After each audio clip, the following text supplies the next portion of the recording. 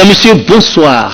Quelle solution pour la gestion des déchets liquides dans la ville de Kinshasa, la capitale de la RDC, lorsqu'on considère que chaque parcelle a sa fosse septique et que la plupart des déchets liquides, que ce soit des déchets ménagers, que ce soit des déchets de fosses septiques, ne sont pas bien gérés, et surtout qu'à Kinshasa, au coin de Ndolo, il y a un cadre où tout le monde, à travers la ville, vient verser avec des véhicules, des camions-citernes, les déchets de matières fécales de façon spectaculaire, et tout est déversé vers le fleuve Congo. Et aussi lorsqu'on considère que la plupart des rivières traversant Kinshasa constituent des fosses septiques, des maisons, des tuyaux, se déchargent dans ces rivières, et tout c'est vers le fleuve. Le fleuve devient un réceptacle de déchets, et on s'interroge, nous qui consommons le poisson du fleuve, nous qui buvons l'eau du fleuve, qui nous arrivera-t-il? Nous en parlons dans cette émission avec le professeur Emmanuel Biey, qui est docteur en technique environnementale. Bonsoir professeur. Bonsoir. C'est vraiment un spectacle désolant dans la ville de Kinshasa, où on ne sait pas gérer tous ces déchets qui deviennent une menace pour la population congolaise. On parle de choléra, on parle de maladies hydriques. Que faire? Oui, c'est vrai, Marcel. Les déchets liquides constituent une grande préoccupation. Vous savez que Kinshasa, au départ, c'était une ville qui, logiquement, devait abriter 400 000 habitants. Aujourd'hui, 10 millions. Aujourd'hui, on parle même de plus de 10 millions d'habitants sur la même superficie. Il n'y a pas grand-chose qui est changé. Les gens ont occupé de façon presque anarchique toutes les concessions, tous les terrains qui ne pouvaient même pas être occupés. Qu'à cela ne tienne, dans une grande ville, on prévoit toujours des réseaux d'assainissement. Et à l'époque coloniale, Kinshasa avait des réseaux d'assainissement, c'est-à-dire des systèmes d'égouts qui consistaient à prendre les contenus des toilettes au lieu d'aller dans une fosse septique au niveau d'une parcelle. Tout cela était dirigé vers des canalisations qui devaient déboucher au niveau des stations d'épuration. Voilà. Parce que la réglementation d'abord dit on ne peut pas jeter dans l'environnement une eau qui n'a pas été traitée. C'est pour ça que toutes ces eaux usées, tous les contenus des fosses septiques, disons des toilettes, devaient passer via les systèmes d'égout vers des stations d'épuration. Et nous parlons là d'un assainissement qu'on appelle collectif. Kinshasa, c'est vrai, il y a eu de l'anarchie qui s'est installée. Les gens ont construit, il faut le reconnaître, en désordre, la ville. Ce qui fait qu'aujourd'hui, tout ce qui était réseau d'assainissement n'existe plus. C'est devenu vétuste. Il y a des gens qui ont construit sur ces égouts au point de les boucher. Ce qui fait que nous sommes passés au fait d'un système d'assainissement collectif à un système d'assainissement autonome, individuel, où chacun prévoit lorsqu'il construit sa maison, il prévoit une fosse septique. Et les tuyaux donnent dans le caniveau. La fosse septique soit construite suivant les normes qui n'existent pas. Ce qui fait qu'aujourd'hui, effectivement, nous connaissons un problème sérieux. Parce que avec plus de 600 000 ménages parcelles qui constituent la ville de Kinshasa, il faut envisager une gestion correcte des bouts de vidange, c'est-à-dire de tous les contenus des fosses septiques. Tous les camions, tous les véhicules citernes qui font les vidages des fosses septiques vont déverser les déchets publiquement, malgré les odeurs, malgré tout ce que ça peut avoir comme mauvaise image de la capitale en ce 21e siècle. Mais c'est pas normal. Oui, c'est vrai. Et c'est orienté vers le fleuve.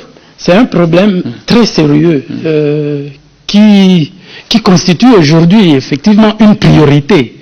Et on devrait très très rapidement s'y pencher. Parce que avec tous les problèmes que nous avons connus au niveau de la ville de Kinshasa, aujourd'hui on parle même de la vaccination contre le choléra qui, entre autres, ne peut provenir que des conditions environnementales dans lesquelles nous nous trouvons aujourd'hui. Je disais tout à l'heure que la législation interdit de jeter dans les milieux ouverts, dans les cours d'eau, de l'eau usée ou des matières qui n'ont pas été traitées. Donc là, déjà, nous sommes en dehors de la loi avec ce qui se passe. Il est question justement de pouvoir mettre en place une organisation pour une bonne gestion des bouts de vidange. On a répertorié tous les ménages au niveau de la ville de Kinshasa. On sait à peu près les quantités des eaux usées qui sont produites chaque jour. Vous parlez de 600 000 ménages. Oui, 600 000 ménages. Mais les quantités par rapport aux eaux usées, c'est qu'il faut partir en fait de ce que nous recevons comme eau à partir de la régie des eaux. Nous savons aujourd'hui que la régie des eaux produit, à moins que je ne me trompe, environ 400 000 mètres cubes chaque jour d'eau que nous utilisons dans nos ménages pour toutes les activités, que ce soit des activités domestiques ou des activités commerciales ou industrielles. C'est cette quantité-là qui nous arrive et que nous remettons finalement dans l'environnement après avoir exercer toutes sortes d'activités que nous rejetons dans l'environnement sous forme de eau usée, c'est-à-dire des eaux que nous avons utilisées, qui ne sont plus conformes à la loi, à la législation, et qui logiquement doivent être modifiées par un traitement de manière à rendre cette eau utilisable. Voilà. C'est qu'il devait y avoir un bassin de rétention. Des bassins qui, logiquement, devaient recevoir toutes ces eaux afin de les traiter. Dans les autres pays, dans les autres villes d'Afrique, le cas de Dakar, par exemple, toutes ces eaux, c'est vrai, Dakar n'a pas que le système collectif. Le système autonome se développe aussi davantage. Mais on y accorde assez d'attention dans ce sens que tout cela est bien encadré aujourd'hui par un office, l'Office national d'assainissement du Sénégal. Oui. Donc, qui n'a rien à voir avec les déchets solides, parce que les déchets solides sont gérés autrement. Et les déchets liquides, qui constituent, au fait, le vrai problème, quand on parle assainissement, il s'agit plus d'assainissement liquide plutôt que tous ces anophèles, tous ces insectes. Que les déchets, c'est vrai. Il y a tout ça qui se développe dans toutes les eaux qui traînent, et donc une attention devrait être accordée à cet aspect des choses qui ne se fait pas dans tout le pays, chez nous au Congo, et je pense qu'il est grand temps que nous puissions y penser, les déchets liquides. Oui, mais professeur, vous avez parlé de la loi, ou la législation qui existe. Mais elle existe dans ce pays. Qui s'en occupe? Qui est vraiment appelé à gérer? Parce que le service de l'hygiène n'existe plus. Et on a vu, depuis des années, que le coin comme Ndolo, là où on déverse des déchets de fosse septique, ça se fait de façon visible, tout le monde voit et tout le monde se tait, malgré tous les dégâts que ça fait. Et on sait que à Kinshasa, le long de la rivière Kalamu, la plupart des gens ont des fosses septiques connectées à ces rivières. On sait qu'à Kinshasa, les gens n'ont pas de fosses septiques viables. C'est qu'ils débouchent leurs fosses septiques à la petite pluie et tout se déverse dans la nature, dans la cité. Et tout ça, c'est connu. Et ça, c'est une matière, logiquement, qui revient à une assemblée, que ce soit l'Assemblée nationale. Mais la loi existe déjà, ou on doit créer des lois? Bon, il faut reconnaître qu'en matière d'environnement, nous sommes encore en train d'ajouter des éléments à la loi. L'environnement, c'est une science qui s'est très vite développée les toutes dernières années, ce qui fait qu'il y a beaucoup d'aspects qui aujourd'hui sont développés ailleurs dans le cadre de l'environnement qui concernaient plutôt les aspects d'hygiène. Mais aujourd'hui, on est allé beaucoup plus loin quand nous parlons de la toxicologie, d'écotoxicologie, de la pollution. Ça signifie qu'on a dépassé, au fait, le stade rien que de l'hygiène corporelle. On est allé beaucoup plus loin en considérant que l'environnement, c'est un tout. Et donc, on ne peut pas s'occuper de l'homme seulement sans savoir où il vit, comment il vit, qu'est-ce qu'il touche, qu'est-ce qu'il contacte, quels sont ses points de contact. Et c'est tout ça qui constitue, au fait, les sciences actuelles d'environnement qui se sont développées et que nous devrons encore revoir au niveau de notre législation, incorporer les résultats des recherches scientifiques, parce qu'il ne faut pas oublier, il n'y a aucun développement aujourd'hui. Nulle part au monde, le développement peut se faire sans la recherche scientifique. Oui, mais... Et c'est un point assez clé.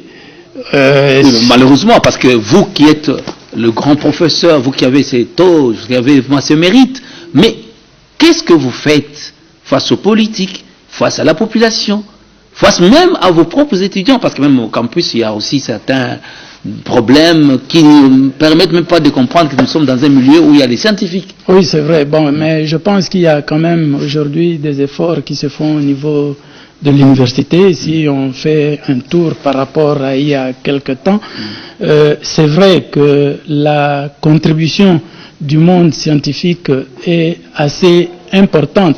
L'université n'a pas que les enseignements à dispenser. L'université a, en plus des enseignements, la recherche à faire, mais surtout l'appui, l'assistance à la société. Et c'est comme ça que je dis, cette société-là ne peut pas se développer sans se référer aux résultats que le scientifique lui donne. Oui. Parce que le scientifique, il part des observations, il fait des expérimentations et il obtient des résultats qui peuvent alors être appliqués par les utilisateurs qui sont la société en général, le pouvoir aussi. Donc ce rôle-là, on ne devrait pas négliger, surtout que dans d'autres cieux, il n'y a aucune décision politique qui peut être prise sans se référer à l'université ou aux structures de recherche. Le professeur, oui, mais ça devient aussi sérieux parce que quand nous voyons par exemple que toujours dans la ville de Kinshasa, toutes les grandes usines n'ont pas leur bassin de rétention ou de retraitement d'eau et que ailleurs les gens profitent de ces déchets pour qu'ils puissent en faire d'autres sources d'énergie, le retraiter et produire d'autres produits qui sont consommables. On a vu ça en Afrique du Sud, et vous venez de parler de l'exemple du Sénégal, mais pourquoi on ne peut pas aussi, nous, à Kinshasa, se mettre dans cette mouvance, parce que nous avons autant de professeurs, des gens qui maîtrisent, qui connaissent. Qu'est-ce qui nous manque? En fait, notre grand souci ou notre grand problème, c'est que le mot déchet, dans notre entendement, ça se prend comme si c'était quelque chose de rabaissant. Essayez de poser la question aujourd'hui à quelqu'un pour demander s'il peut se lancer dans la collecte des déchets. Il va vous dire, je ne peux pas faire ce... Et pourtant, tout le monde produit les déchets. Oui. Et je disais, le grand problème, c'est que aujourd'hui, la gestion des déchets est liée à plusieurs préoccupations. L'argent, les finances. Oui. Il faut de l'argent pour faire l'assainissement. Mais tant que nous restons dans cette considération des choses, ça sera assez difficile parce que nous savons que le pays n'a pas assez d'argent, que parfois les villes ou les provinces n'ont pas assez d'argent pour faire face à tous les problèmes, surtout d'ordre sanitaire et d'assainissement. Mais je pense qu'on devrait maintenant repenser autrement.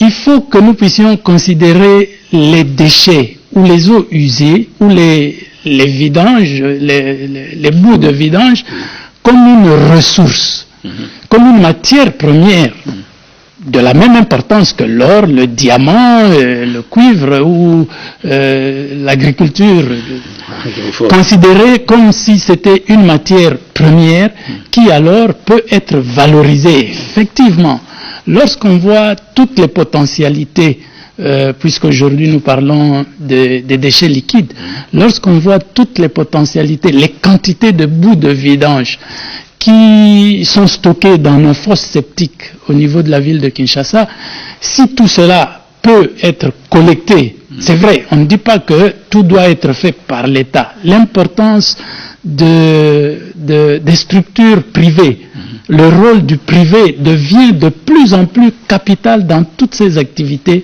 que nous sommes en train d'écrire ici. Et donc, si tout cela peut être récupéré et orienté vers des structures de valorisation. Vous savez qu'avec les bouts de vidange, nous pouvons produire de l'électricité. Ah oui, avec les matières fécales, nous pouvons produire de l'électricité. Ça peut se faire sous forme de digestion anaérobie, où on produit du biogaz et le biogaz nous donne de l'électricité. Ça peut se faire aussi directement par des systèmes qui réchauffent, qui augmentent la température de manière à ce que cette vapeur qui est obtenue produit de l'électricité. Donc, il faut que tout Kinois sache que sa fosse septique qui est en train de détruire l'environnement. C'est une ressource. Peut être une ressource. Ça peut être une ressource, c'est vrai. Et tant d'autres. Et nous avons vu au Sénégal, par exemple, avec l'ONAS, la vapeur qui est recueillie les fosses septiques permet d'obtenir de l'eau potable. J'ai même bu cette eau-là. C'est vrai que la psychologie... donc il y a moyen de pouvoir capitaliser et l'État devrait assez rapidement se saisir de ces potentialités, parce que d'abord nous avons un sérieux problème de santé publique. Toutes ces eaux usées qui traînent dans l'espace quinois ou ailleurs dans la République constituent des gîtes pour le développement des vecteurs des maladies. Vraiment. Et nous les vivons tous les jours au niveau de la ville de Kinshasa. Mais pourquoi nous n'avons pas cette possibilité aussi de résoudre des questions simples? Vous parlez du cas du Sénégal, les gens qui sont partis, par exemple en Afrique du Sud, savent comment on a créé le bassin de rétention de tous les déchets d'une ville et que personne n'a la capacité de construire sa maison et se construire lui-même une fosse septique. Tout doit être connecté, ramassé, traité, tout ça, ça crée un environnement viable. Et nous, nos capacités de nous adapter, ou pas ces capacités? Je pense que aujourd'hui, de plus en plus, il y a cette adaptation qui intervient. Il n'y a pas plus tard que il y a 2 mois, j'ai eu à discuter avec un jeune professeur de la faculté de Polytechnique qui travaille déjà avec des partenaires justement sur la gestion autonome des fosses septiques pour pouvoir produire de l'électricité. J'ai eu moi-même à co-diriger un travail de fin d'études qui consistait justement à gérer les déchets de ménage pour pouvoir produire de l'électricité au niveau d'une maison. C'est vrai que les quantités ne sont pas assez importantes. Parce que chacun travaille dans son point disparate, c'est vrai. Récupérer, pour avoir du biogaz, il faut au moins 1 kilo de la DCO peut produire 300 litres de biogaz. Mais donc, il est possible qu'au niveau des ménages, nous puissions orienter les gens de cette façon-là. Mais ça demande toute une sensibilisation, toute une éducation. Il faut que finalement nous puissions revoir et repenser notre mode de gestion aussi bien des déchets solides que des déchets liquides. Et aujourd'hui, le monde scientifique s'est lancé là-dessus. Il y a pas mal de publications, pas mal de travaux qui sont faits, mais il faudrait effectivement que le monde scientifique vienne vers le politique et présente les choses. Ou c'est l'inverse, ou c'est le politique qui doit vraiment tendre la main. Non, je ne veux pas commencer par là parce que je ne peux pas forcer le politique. C'est vrai que le politique doit savoir qu'il ne peut pas évoluer sans le scientifique. Mais bon, quelque part, nous qui avons connaissance de cela, devons faire le pas vers le politique et présenter. Si c'est accepté, tant mieux. Si c'est pas accepté, bon, ça devient regrettable. Le problème reste tellement criant, embarrassant, lorsque, après chaque pluie à Kinshasa, on voit des bouts de déchets naviguer à vue dans la nature, dans les maisons des gens, et les gens commencent à s'habituer, alors que ce n'est pas normal. Et lorsqu'on voit tout ce qui se passe, les gens n'ont pas horreur de jeter les déchets, que ce soit dans le fleuve, dans des caniveaux. Professeur, de tout ce que vous avez vu, parce que vous avez de l'expérience, j'ai dit tout à l'heure que vous avez géré le plus grand projet qui était financé par l'Union européenne, mais l'expérience que vous avez, quelle piste pour sauver Kinshasa face à cette menace qui fait des morts chaque jour par des maladies appelées des mains sales et aussi des maladies hydriques? Oui, c'est vrai. il faut reconnaître qu'aujourd'hui, Kinshasa, toutes les rivières de Kinshasa deviennent des récepteurs de tout ce que nous produisons comme déchets. Mais c'est vrai aussi que quand on voit de près qu'est-ce qu'il y a finalement comme déchets qui sont produits au niveau de la ville de Kinshasa, on se rend compte que 60% ou 65% des déchets solides qui sont produits au niveau de la ville de Kinshasa, ce sont des déchets que nous appelons des déchets périssables, des déchets qui pourrissent, les déchets organiques. Oui. Et la réalité quinoise, c'est que Kinshasa d'abord a été bâtie, construite sur du sable. Oui. Et sur le sable, il n'y a rien qui pousse. Vous mettez des graines, ça ne pousse pas. Même si on dit, à Kinshasa, il suffit de jeter une graine d'arachide, ça va pousser. Mais il faut que ce sol soit enrichi. On peut l'enrichir soit avec des engrais chimiques, mais vous connaissez les conséquences sur la pollution, et aussi le sol, le sable ne retient pas les engrais chimiques. Oui. À la moindre pluie, c'est lessivé, ça part. Oui. Donc il faut un apport organique. Et l'apport organique, Kinshasa a ce privilège d'abord d'avoir une forte population, 10 millions d'habitants qui produisent chacun au moins 700 grammes de déchets solides chaque jour. Et quand nous voyons, c'est 7000 tonnes finalement de déchets qui sont produits chaque jour, dont 65% sont les déchets périssables qui peuvent être valorisés dans la production de l'électricité, valorisés dans la production des fertilisants organiques, biologiques, qui ne nous coûtent rien du tout. Et donc, c'est question maintenant de voir comment intégrer la politique d'assainissement d'une ville comme Kinshasa dans la politique agricole. Kinshasa a besoin d'être nourri. Et nous avons tous les espaces au niveau du plateau de Batéké qui chôment. Et il suffit donc que nous fassions 2000 km dans le centre-ville. Que nous fassions le pont entre les déchets de Kinshasa et la production agricole au niveau de la ville de Kinshasa. Et bien, en ce moment, vous verrez que ça devient trivial et donc ça ne sera plus dans nos têtes les déchets de Kinshasa, mais plutôt la richesse de Kinshasa avec ces déchets. Oui. Et ça, c'est une première possibilité. Mais comment y parvenir? C'était votre question. C'est vrai que lorsque nous laissons les gens gérer les choses de n'importe quelle façon, il y a du désordre. Par contre, la philosophie aujourd'hui au niveau de la ville, au niveau des structures de la ville, c'est qu'il faut organiser la collecte à la base. Là où les producteurs se trouvent, c'est là qu'il faut aller chercher de façon organisée ce qui est produit aussi bien comme déchets liquides que déchets solides. Oui. Et à partir de là, il y a des pistes, des canaux qui vont se mettre en place pour pouvoir orienter chaque fraction vers une valorisation. Et vous verrez que de cette façon, il n'y aura plus rien qui va aller vers la rivière, plus rien va aller vers les espaces ouverts parce que tout est canalisé, étant une ressource. Oui. Une matière première, on cherche à gagner de l'argent là-dessus. Mais c'est vrai, il faut qu'il y ait un coup de pouce qui demande des moyens. Et c'est là le rôle de l'État pour pouvoir aider toutes les structures privées à se lancer dans la chose. Mais professeur, parce que nous nous interrogeons, nous disons, faut-il attendre le retour de Jésus pour que ces choses commencent à se faire? Parce qu'on a vu l'élan qu'il y a eu avec la collecte des déchets solides à Kinshasa, avec le financement de l'Union européenne où vous étiez, à un moment c'était devenu une activité qui a été applaudie. Mais il a suffi simplement que l'Union européenne lâche et nous sommes en train de vivre maintenant le spectacle le plus humiliant. Dans tous les coins, il y a des immondices qui continuent à nous déranger. Les gens dans les quartiers ne savent plus respirer. Donc la pollution de l'air et puis avec tout ce que ça draine comme problème. Qu'est-ce que nous pouvons faire? Et faut-il attendre le retour de Jésus?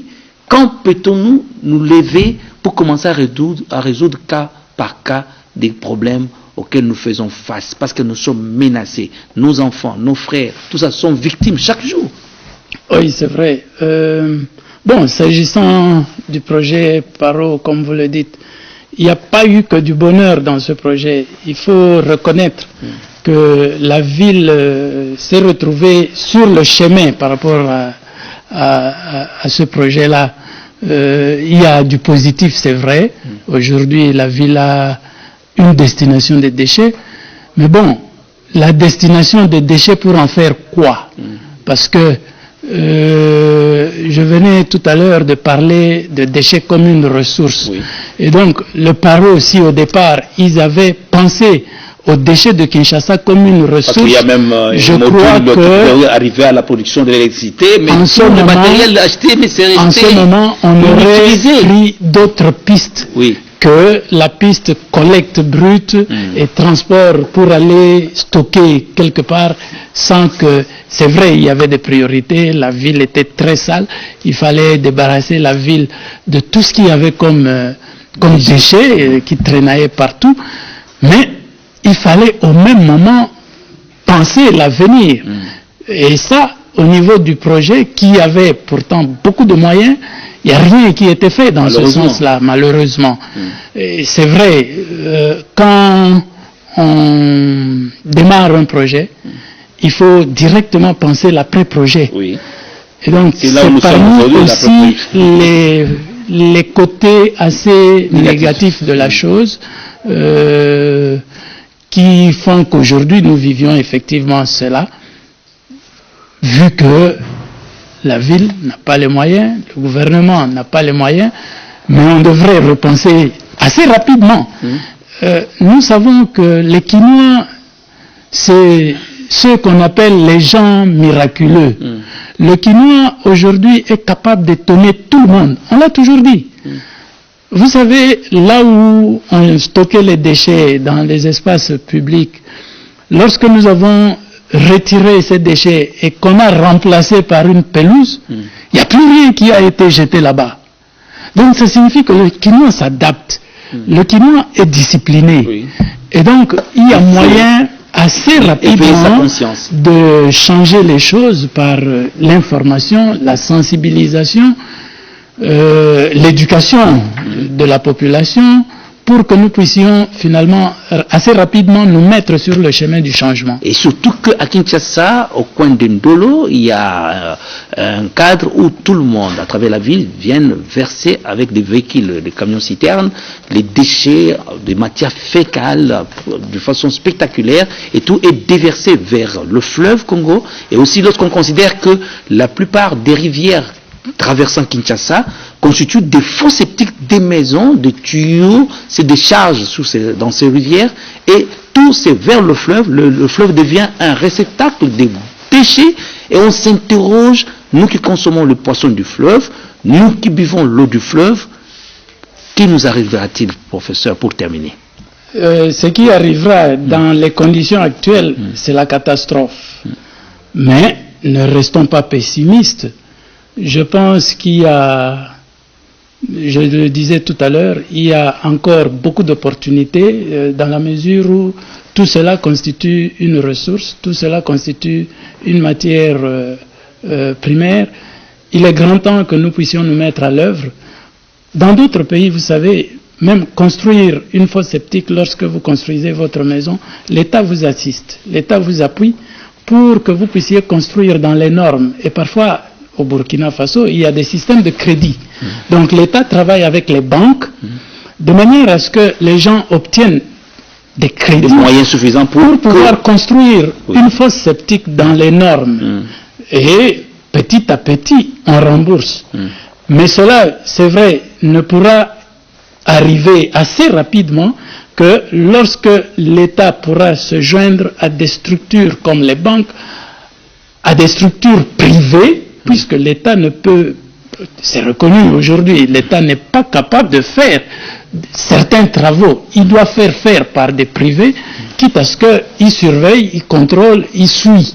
Pour voir comment ce sont des faiblesses au niveau de l'État, la population vous suit. Ils sont nombreux qui ont entendu que sont menacés parce que les déchets de leurs fosses septiques se déversent dans la nature et qu'ils font face à l'eau du fleuve, ils consomment du poisson. Professeur, quel conseil pouvez-vous donner à tous ceux qui ont des tuyaux connectés sur des rivières, Kalamou, Ndili, ainsi de suite?